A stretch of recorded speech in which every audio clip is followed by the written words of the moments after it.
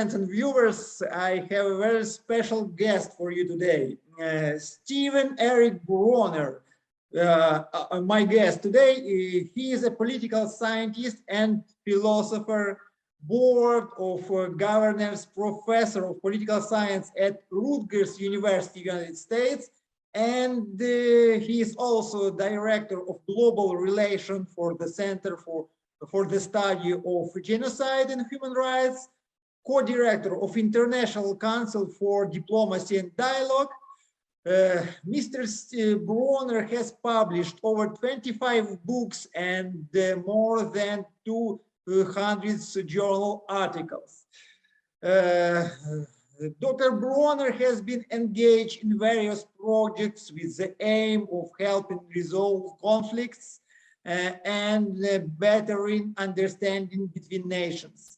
Working as a chair of the executive committee with United States Academics for Peace and as an advisor for Consciousness International, has been a member of various delegations that has visited hotspots in the Middle East and elsewhere. Mr. Bronner also visited Ukraine few weeks or maybe few months. I don't remember now. Ukraine. December, yeah. Yeah, and it was very helpful for us visit also. Hello, Stephen. It's a great pleasure for me to meet you today. The pleasure is mine. Thank you. And of course, today we'll talk about the peace finding and conflict resolution, and we'll talk about the American policy, external, internal American policy, because you are extremely professional and experienced in it. The first question, Stephen, what is going on in the United States in general today? How acute are the issues of rising consumer goods prices and internal political divisions in society? The latest decision on the possibility of a ban of abortion, the so-called Democratic and Republican states, and the active migration of the population between them. What is happening? Is the world really dealing with two Americans now, ultra-liberal and ultra-conservative, or is this a big exaggeration? Nothing like discussing the entire world in 5 minutes. But let me start this way. The split in the United States is real.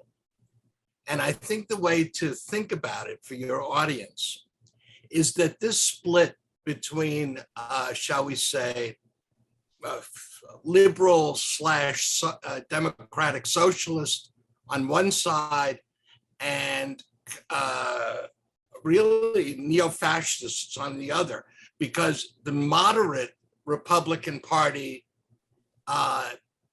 if not gone, is certainly marginalized. In other words, the Republican Party has essentially been taken over by the far right. I don't think there's any question about that. And you can see this, I think, in two different ways.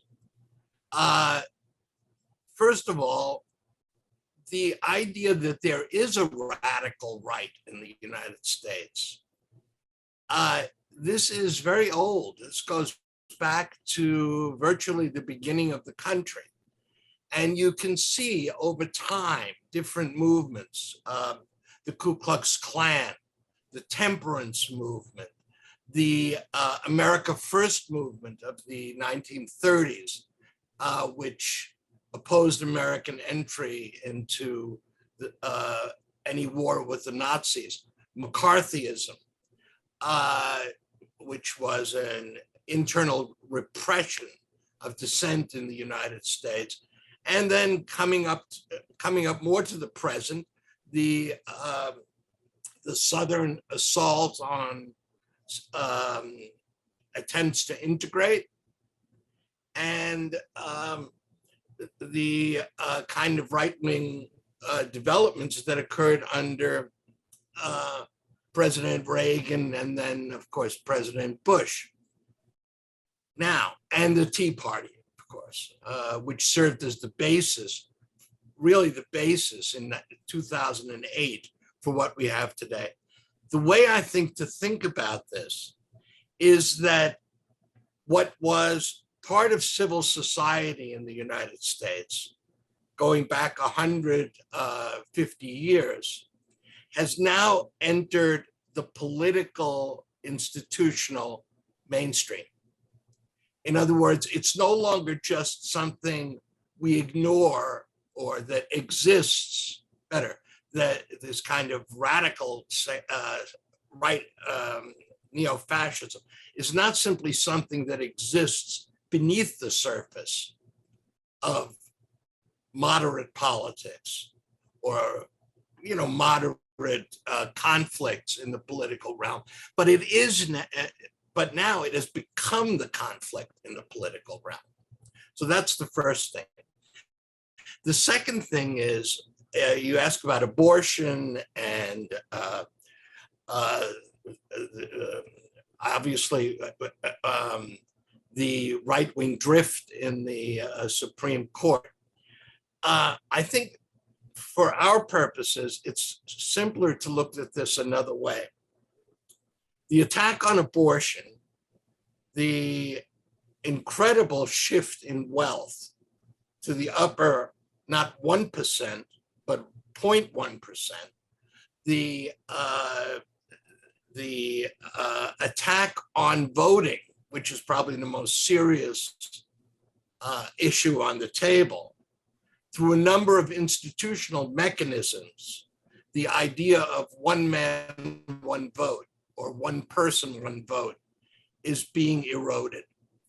All of this put together, the attack on, shall we say, the welfare state as we know it, the retraction of rights, the retraction of voting, and the retraction of personal liberties is all bound together in one general attack on the welfare state or on the liberal welfare state. That is to say, liberal political and cultural policies on the one hand, let's say social democratic redistributive policies in the economic realm. All of this is one project carried on by the Republicans who are in lockstep with one another still, in spite of the hearings about the January 6th insurrection that has taken place. The one thing that I think your audience might be interested in from the United States is a strange situation in which there's 50-50 in the Senate to pass legislation. And this would be okay if it just remained 50 Democrats, 50 Republicans, and then the vice president would vote on legislation. The vice president is, of course, a Democrat, Kamala Harris. But the vice president only votes if there's a tie, vote. So what this means is that one senator or two senators can have incredible power. And that's exactly what's happened. And they are Democrats who have the power.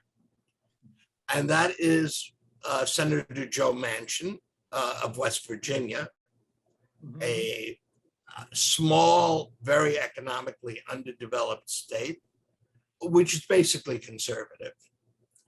And Arizona's Senator, Senator Simstra, who is representing perhaps, she's a Democrat, but she represents perhaps the most conservative state in the country, arguably. And these two senators are holding up climate legislation, an extraordinary domestic spending bill to change the whole, to impact the whole infrastructure of the United States, and virtually every progressive piece of legislation that President Biden is putting forward.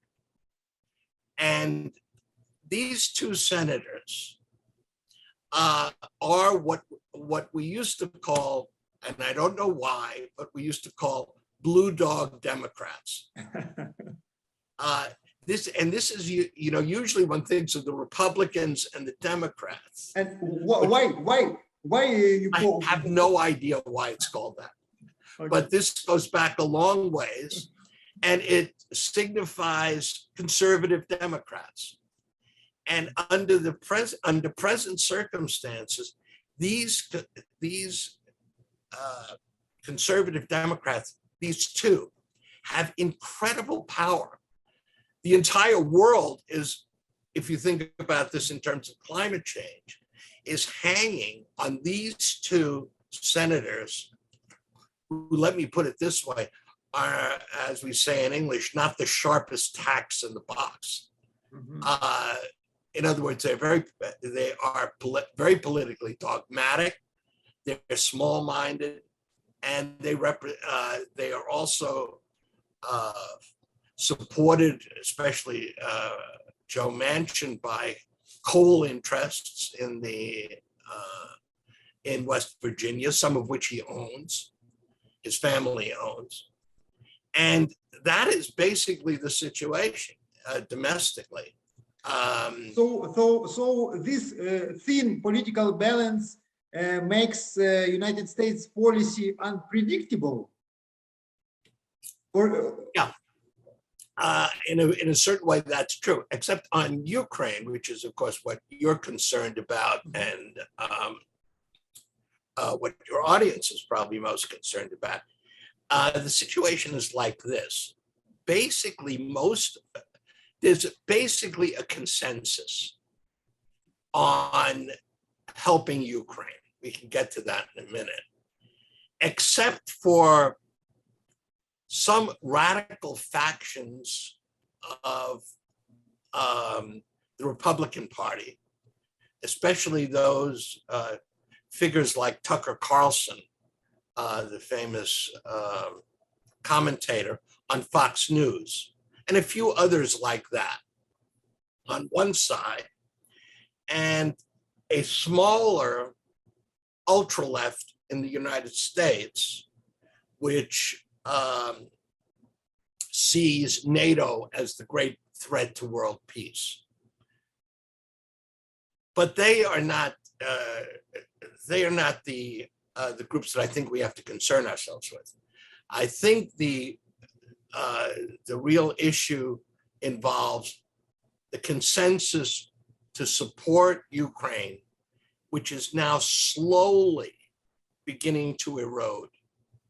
These two groups, are they pro-Russian groups, or they just use Ukrainian policy of Biden to attack the Democrats on election? You mean the far yes, extreme? I mean that groups which are opposite of helping Ukraine. Oh yeah, they are. I think, right, from the left, the far left has always had a problem explaining circumstances in which the United States is not a problem. Yeah, this is, I think, it goes back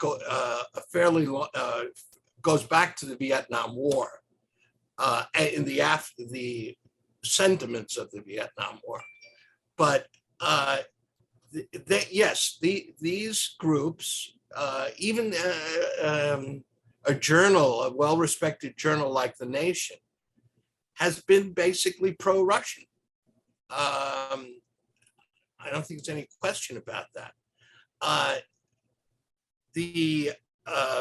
But whether this is simply that they are pro-Russian or anti-American or anti-NATO that doesn't really matter that much. The objective circumstance is the same.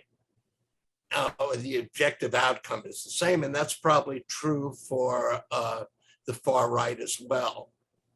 Yeah. What bothers me the most, or what I and some of my friends are most concerned about, is the a kind of consensual propaganda that is, how should I say, blurring the need for a genuine strategy, NATO strategy, towards the war. And I guess I would put it this way. A lot of people say the issue is one of appeasement. Yeah. So unless we thoroughly support Ukraine, basically Putin will be free to invade all of Eastern Europe and the Balkans. Now, I think this is a very misguided standpoint. They've paid too high a price, I think, to simply take the next step.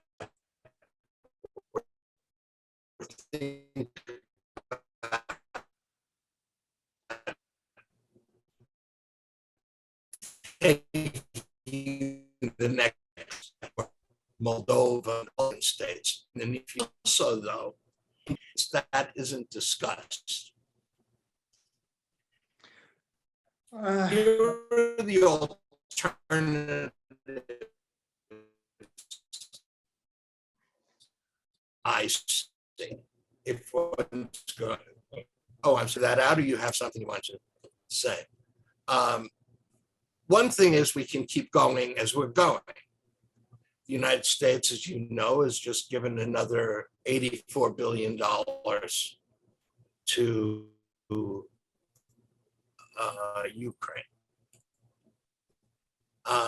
Okay, that's, but this can't go on forever. The American public is not good at making sacrifices for other nations. And the fact of the matter is, for better or worse, Ukraine is just not that important to the bulk of American voters.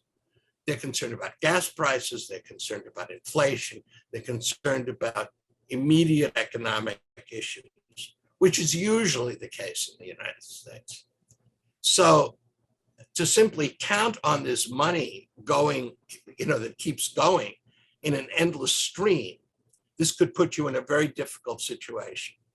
And it also winds up in a situation which is also somewhat ethically suspect. It's like we're paying the money so that you and the Russians fight and your land gets destroyed. I mean, America isn't sacrificing anything in terms of anything beyond money. You are sacrificing your whole country. Number two, troops on the ground. If one really wants to talk about appeasement, the next step beyond the money and the sanctions and so on is the West willing to send troops? And this to me is incomprehensible. I think any NATO state which decides to send troops, their government will fall. So that's out. The third step is sort of reinforce Ukraine with nuclear weapons. I don't think anybody wants to do that either. Except Ukrainians. So, except Ukraine, yeah, that's right. Which I think is a very short-sighted attitude. Yeah. Yeah. I had a relative who, after 9/11, we were talking about what to do. He said, if it were up to me, I would level, that is to say, bomb the entire Middle East. This is easy to say, but nobody really wants to do that. Of course. I mean, right? So really, I think there is at the moment a real crisis of strategy. And the need for developing a some kind of negotiating position, even if it's only speculative, is crucial, because you're going to have a different response if Russia wins the war, if Ukraine wins the war, or if there's a stalemate. You're going to respond in different ways, and one has to think through the different responses to those three alternatives, instead of simply saying, well, let's avoid appeasement, which doesn't go anywhere. That's my view, anyway. How do you think, what are the main reasons for Russian invasion to Ukraine, and what are the real goals of the parties in this conflict? Russian Federation, United States, NATO, and European Union. You said very important thing for me, that nobody is ready to prepare today's real strategy and real price strategy, because it looks like every party in this conflict is willing to win. And is going to win, but not going to negotiate. It looks like every party is absolutely sure that they are winning in this war. And it's dangerous, it's a great dangerous, and it's very important to understand what are the main goals of each party, and what is Russia is wanted in this conflict. Right, somebody just said, I forgot who,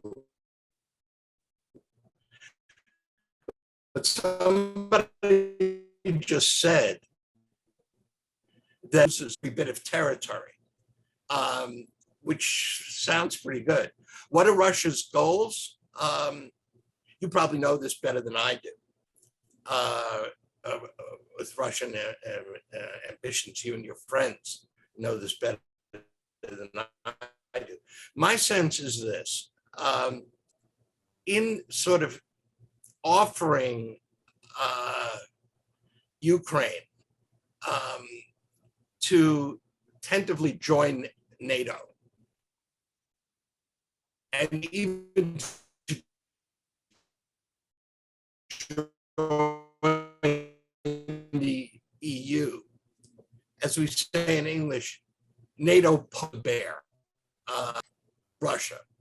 Now, that doesn't, of course, justify Putin invading, but I think there is a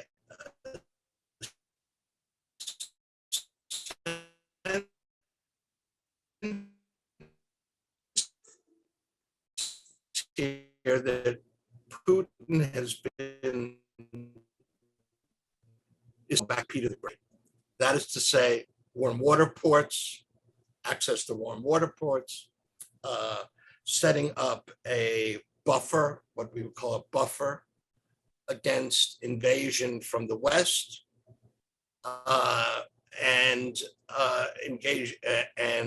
reestablishing itself as the dominant country in the region, which would mean, in a certain way, taking back some of the states that that it feels belong, territories that it feels belongs to it. Crimea is a case in point, right? Russia, just for better or worse, Russia feels that that Crimea is part of its territory. And I think a case can be made for that. The same can be said for Donetsk and Luhansk, as you know. I mean, my view, I could be wrong on this. I don't think that Russia would simply completely Russianize Ukraine, even if it won. I think what it would want to do is neutralize it. But I really could be wrong on that. I'm not sure. One thing that is sure is that Russia wants to see itself, and Putin wants to see itself, see Russia as a revitalized nation and a genuine great power that can compete with, let's call it NATO and conflict, is in international terms. We have NATO, which is an alliance of Western states that goes back to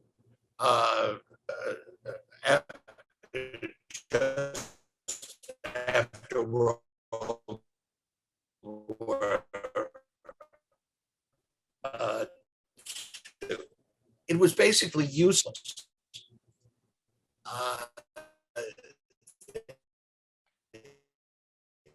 It had president was invigorated sense of purpose, provided with a new sense of purpose, and unify states that were really going their own direction, and they had different views towards the European Union and, of course, to NATO. Now you can speak of a certain solidarity with it. This is the next article I want to write, is what I would call a creation of a new authoritarian axis. Not some axis of evil, but an authoritarian axis. What if Putin proceeded in the following way? China is already supportive of Putin. Various Latin American states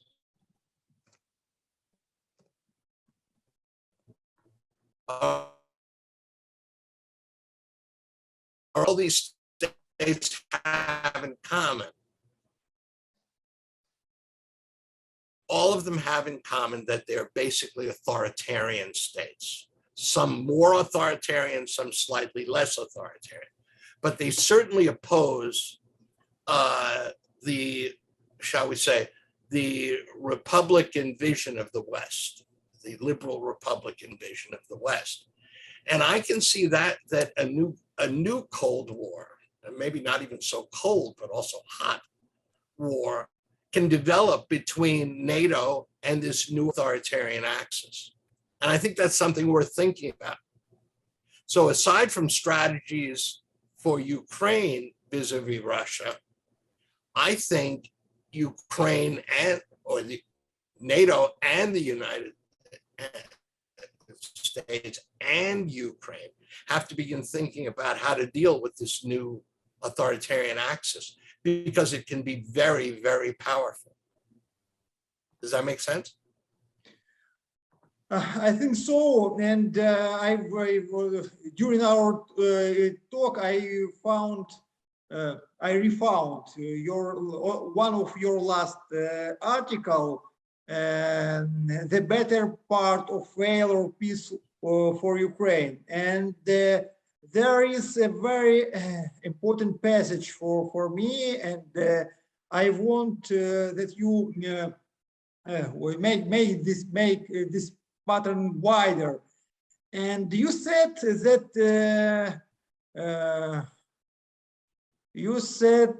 to be clear.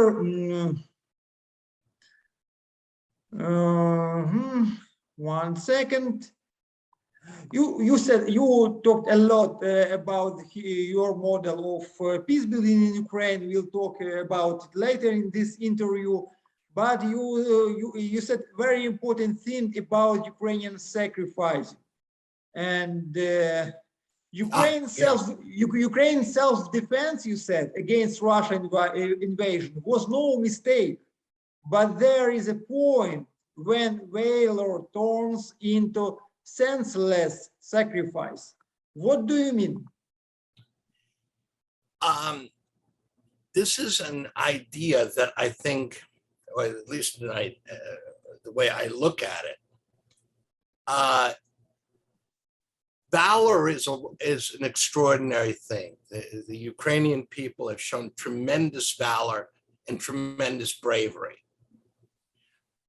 And there was a good reason why they did it. But what happens if that sense of sacrifice? Let me give two examples before we do Ukraine. In 1937 in Spain, as you know, in the 30s, there was a civil war between fascism, Franco, and let's call it for the moment, anti-fascist forces. Among these anti-fascist forces were, shall we say, Trotskyist anarchists on one side and communists on the other. And in 1937, there was a civil war within the civil war between communists and, let's call it, anti-communist elements of the republic. And this basically destroyed the possibility for victory, you know? Now, so that was 1937. By 1937, late 1937, everybody knew that Franco would win. But the peace treaty wasn't signed until 1939.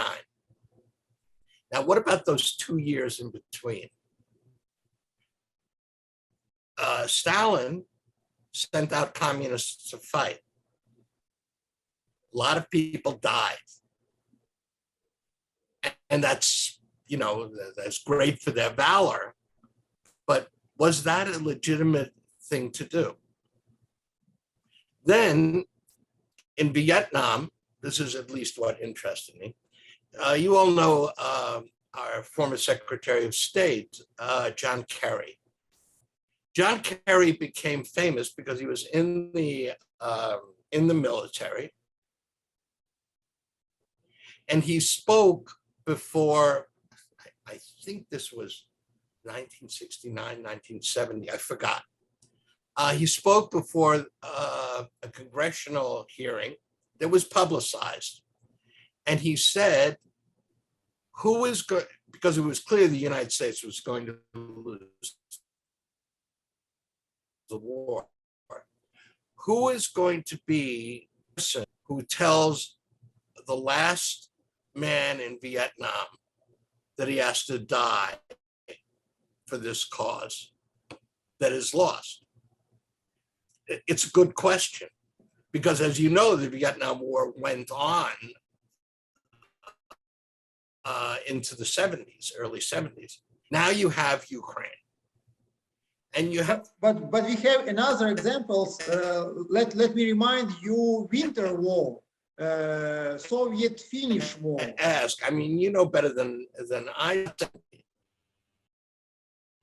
When the Finnish military sometimes has no chances to win, but they fighting because they win the time for his independence, for their independence, for their sovereignty, and they win the time when Stalin understood that it's impossible to occupy all the Finland.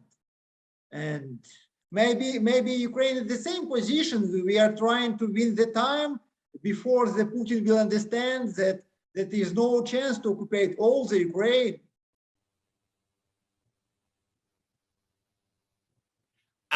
Yeah, I mean, I certainly see that as a possibility, and I don't mean for me from the outside to say to Ukraine, look, you're going to lose the war. Yeah, I don't mean to say that, but I do say this is something you have to take seriously, that you might be losing the war. Yeah, and if you Unfortunately. are, unfortunately, and if that's the case, if you come to that conclusion, and I'm not talking about Zelensky, I'm talking about people like yourself, you know, people out of power, everyday citizens who have to pay the price. You have to ask if the price is still worth it. It's unavoidable. And I don't think it's sounding traitorous to the Ukrainian cause to say that. Your country is basically, I mean, from the outside, you know, for someone who doesn't have, as we say, a dog in the race, someone who's from the outside looking at you, right? Here's I think what they would see. If somebody came from Mars and looked at this struggle, they would say, okay, the United States and NATO are supporting you to fight. They're not fighting, you're fighting. It's your country that's being destroyed, not our country. And not only that, so long as this conflict goes on, this basically helps the United States because it weakens the it weakens Russia. Sorry about that. Not only United States, but also China with the time, and China, India, and Turkey. Many different countries are trying to catch the fish in this situation. To catch the fish, yes. And so, I mean, this is in a certain way an incredibly hypocritical situation in which we are saying to you, because we're sending over this money that benefits us in a way, or the United States, we're saying, as we used to say in the schoolyard, you know, when we were little children, we used to say, let's you and him fight. In other words, I'm not fighting, but you and another kid in the schoolyard should fight because I like to watch it. That is why clear? United States is outside of peace negotiation process, right? Am I right? Why You're United right. States all the time, starting from 2014, from Donbass war, United States outside of peace dialogue, Turkey, German, France, even Indonesia and Saudi Arabia trying to do something. Yeah, and you know, I'm not a supporter of Donald Trump. I hate Trump, but right. But I have to say, one thing that he did was this Abrahamic Accord with the Arab states. I mean, which clearly furthers the cause of peace. I don't think there's any doubt about it. For the Palestinians, it's not great, but the Palestinians aren't the world, right? To sort of try and prevent war between Israel and the broader Arab community, that's far more important in my view. And here, it seems to me that many Western leaders have invested their reputations in Ukraine fighting the Russians. And I think we have to get out of that. We have to be willing to entertain the possibility that Ukraine will lose. And let me even put it differently. As political people, you never think about what's the best. You shouldn't simply think about what's the best outcome. You have to think about what's the worst outcome and act to prevent that, if that makes sense. And for this reason, I think it's up to, this doesn't sound very good, but it's up to Ukraine to make the genuine effort at negotiation, simply because Russia's stronger. This is the same thing as the Palestinians in Israel. But, I but support. Ukrainian elites and Ukrainian society don't believe that we can lose this war. All this is the bigger part of society, and all the elites, they're sure that we are winning this war, and the possible future in which we are losing this war, it's traitors dialogue. It's like something anti-state dialogue. That is what we had in Vietnam. I remember the slogan was, if you were critical of the United States, the slogan was, America, love it or leave it. And that is just not, it's not fair. Something with internet, we are back. And okay, let's start with my question. I think it should be better. And in this situation, when nobody knows the future and nobody knows how this war will be finished, and what kind of peace settlement should be realized, should be developed for Ukraine. How do you think? Yeah, I know you wrote very good articles on this topic.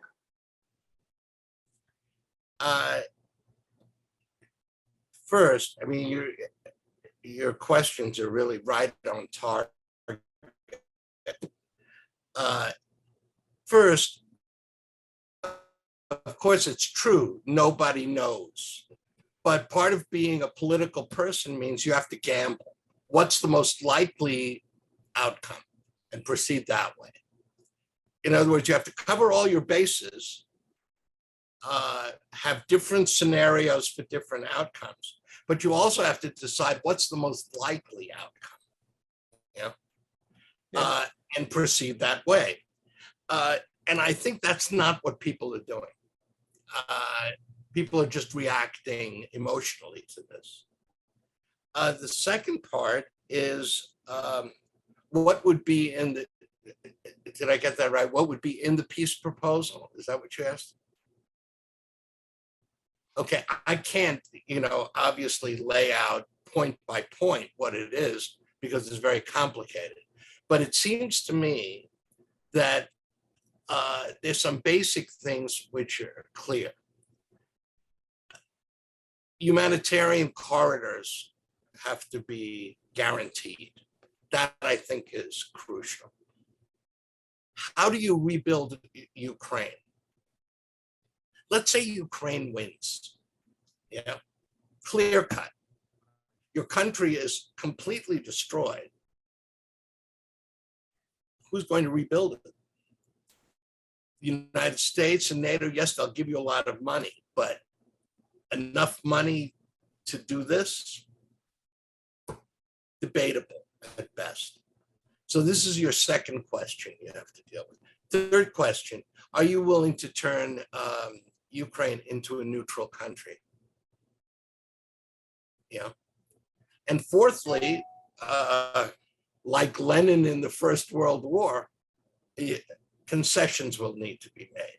I think, the eastern part, for better or worse, you'll probably have to hand over, and there'll probably have to be some guarantees for access to those warm water ports for the Russians.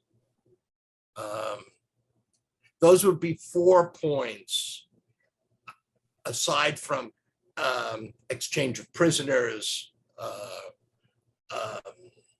retrieval of bodies, this kind of thing, which are normal in every conflict. I would also suggest that not only your professional politicians, but NGOs be included in the negotiations. Because this idea that the interest of the nation is the same as the interest of your leading politicians is crazy. We have the same thing, of course, but I think that kind of critical perspective is important. And you may even want to bring in outside groups. You may even want to bring in outside groups that both sides can more or less agree on. Do you think Russia will accept such kind of peace settlement? I don't Problem know. is the problem with that Russia is not going just occupy Ukraine. Russia is going to block the monopolar world. Their goal not Ukraine. Their goal to change the power in the world, to make the new lines of zone of influence in the Europe, on the Middle East, on the Latin America, or something like this. My opinion in this situation, even occupation of Ukraine, if Russia will win, will not lead us to the peace. Maybe, not maybe, straightly not lead us to the peace. Before the Western country will not be ready to take their Russian reasons and ultimatums, or Russia should be defeated in this war, and there will no and she will not be able to make this call to the monopolar, multipolar world. And there's one other alternative. I'm sorry. There's one other alternative. Russia can win against Ukraine, but it can be so weakened that it can't fight someplace else. That to me is actually the most likely outcome of this. But I could be wrong. Sorry. It's important. Likely for whom? Is it likely for Western, for the United States? For whom it's likely? It's for you likely. To do what? You said that Russia should win this war, but should be so weak. No. That Russia might win the war, but it's so weakened that it can't fight anywhere else. It wouldn't make sense. Is it good scenario for United States, for European countries? Yeah, that would be a great scenario for the United States. I think so. It's very. I think so. It's very bad for Ukraine. Very bad for Ukraine. Yeah, it's bad for Ukraine. But you might, under those circumstances, actually get more support for rebuilding the country. I could imagine that. Of course it would. I mean, it involves negotiations, and the negotiations have to begin, as you know, being a diplomat yourself, with back channels. Would Russia accept it? It depends how it's packaged. It depends how Russia, how badly Russia is hurting, because I think it is hurting. And it also depends upon, of course, the tact and clarity of your negotiators. It very much, the way in which the negotiations are organized is really important,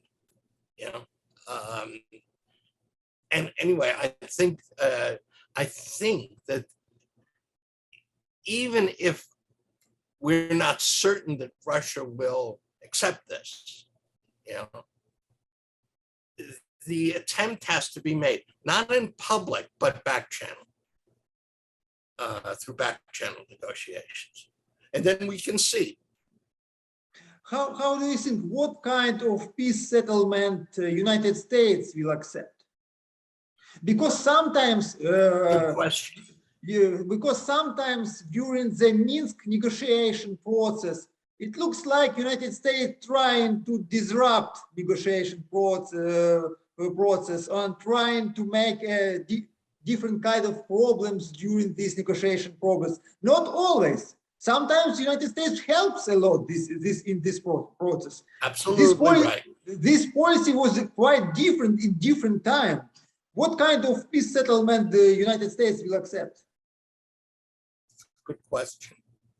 I think to be fair, the kind of peace settlement that that the United States would accept, aside from just Ukraine winning the war, that would be great, is a situation in which Russia is weakened. The concessions are given by Ukraine, and Ukraine remains a sovereign state with the possibility of rebuilding itself as a kind of, how should we say, buffer against the Soviet, buffer against Russia. Soviet Russia. Yes, so to speak. What is the word in Russian? A Voj? Is that right? A boss? Mm-hmm. Yeah, because Russia has always had that, right? Yeah, I think the negotiations would have to speak to concretely the traditional Russian demands, as I said: warm water ports, buffer against Western invasion, neutralization of Ukraine, and sort of the Eastern concessions. I think that's the framework in which you'd be working. That would be my sense. Yeah, and I know I have a good news for in this situation. Even first 2 or even 3 months of war, there was very weak professional negotiation behind the curtains between the analytical think tanks, between the different types of actors. But nowadays, last month, I see a lot of dialogue in different levels behind the curtains. And we see very prospective process of cutting the sanction and unblocking the Ukrainian seaports on the exporting of the agricultural production of Ukraine. Right, exactly. I see situation is changing, and this is, it looks like there is a small window again to talk, to start this talk, because all sides of this conflict starting to understand that the victory in this war is quite impossible, or it's an extremely heavy thing in this unlikely. Yeah. And one more question, maybe last even question: how do you think, if Russia will try to grow up the aggression, and if Russia will try to play against the United States interest in the Middle East or Latin America, or Russia will try to grow up the nuclear dangers, what United States will do in this situation? Well, first of all, you raised something that I forgot, which is the sanctions. Mm-hmm. That is a lever for furthering negotiations. Mm-hmm. In other words, Russia does this, the sanctions go down. Russia doesn't do this, sanctions go up. Mm-hmm. Because nobody, how should I say, everybody is suffering from the sanctions in the West as well as Russia. So that's an important lever. And that would hold for activities not just with Ukraine, but with much of the rest of the world. I know that that Russia is trying to extend its influence in the Middle East, of course, with Syria, and to a degree with Africa. I don't think under these circumstances, I mean, Russia is hurting.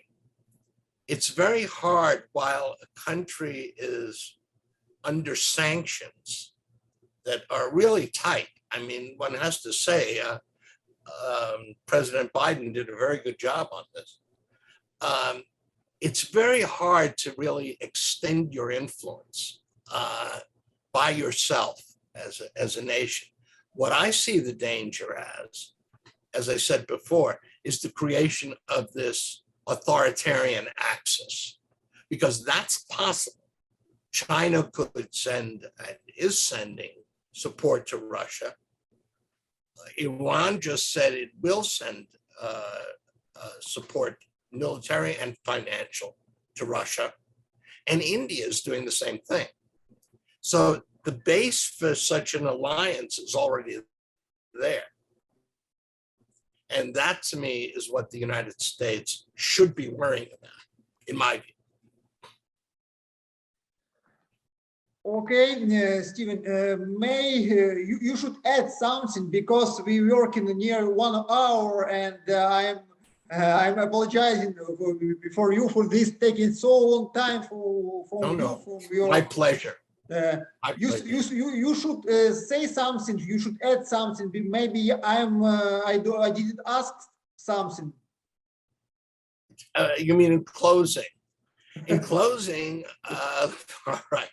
Let me suggest this: that certainly different NGOs outside outside Ukraine, like my own, like the International Council for Diplomacy and Dialogue, would be very happy to engage those dissidents such as yourself, and try and work together to develop some kind of negotiating strategy. I think this kind of negotiating strategy is crucial, and you need different negotiating strategies for different potential outcomes. You know, it seems to me also that one has to be very flexible in terms of thinking who's going to win this war. The kind of thing where we're going to win or they're going to win, it's not going to happen. And the final thing that I'll say, I guess, is you may not like it. Usually the way negotiations work is like in sports, when people trade players. You say, well, it's a win for one side and it's a win for the other side. So it's a win-win. I don't think that's going to happen here. I think what's going to happen is a lose-lose. In other words, both sides are going to be, how should we say, are not going to be particularly happy, but they don't have to be happy. What they have to do is make peace. And peace is never made with friends. Peace is made with enemies. Those treaties that are important are those that are made with enemies. And that's your task. And we'll help as best we can. We'll try to do all we can, or best we can, of course. Thank you a lot, Stephen Bronner, doctor, and a big friend of all Ukrainians, a big friend of peace, I think. Thank you a lot, Stephen. Bye-bye. It's my pleasure, anytime. Bye-bye, and good luck to you and your friends. Thank you.